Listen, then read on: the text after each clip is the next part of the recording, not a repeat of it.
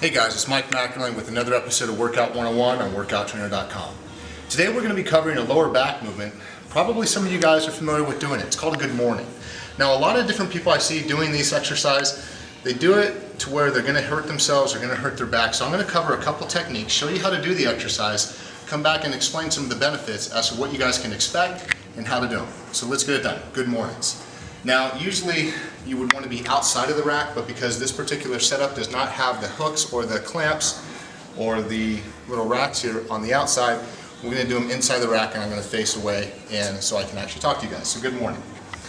So first of all, you want to start off, just rack the bar here, and we're going to do a good morning. Okay? Good morning.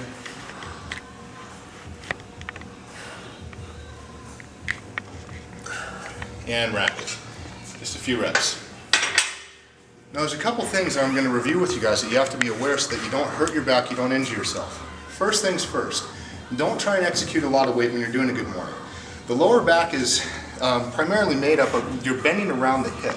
And the primary muscle groups that are involved in making sure that this exercise is executed correctly is the erector spinae. Now the erector spinae is a strong muscle, but if you emphasize weight over technique, you guys are going to hurt yourselves.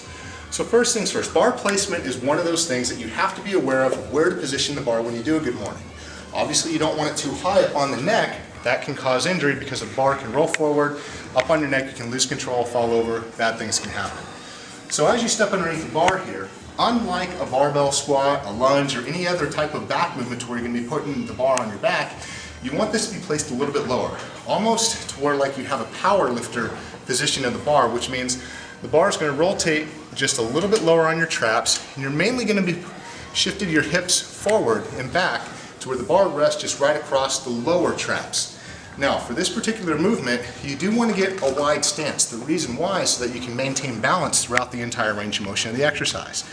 Now, as you bend down, what you want to do is you want to anterior rotate your pelvis or your hips. That means stick your butt out.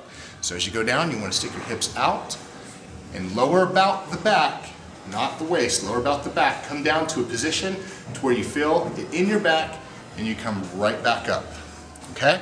So as you rotate down, the objective is to shift your hips back, lower down, rotate about the back, not the hips. Okay?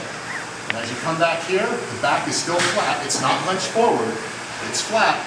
And you're going to come right back up. Okay? That's going to primarily focus on emphasizing the lower erectors. So this is a good morning. It's a great lower back movement to do before you get into back extensions. You do not want to execute this movement after you've already done some deadlifts and some other things to make sure that your back is tired, because that could cause some injury just because your muscles won't be strong enough and they'll be fatigued where it could cause injury. So to download a workout program utilizing the Good Morning, click below. Until next time, it's Mike McErlane. Take care, guys.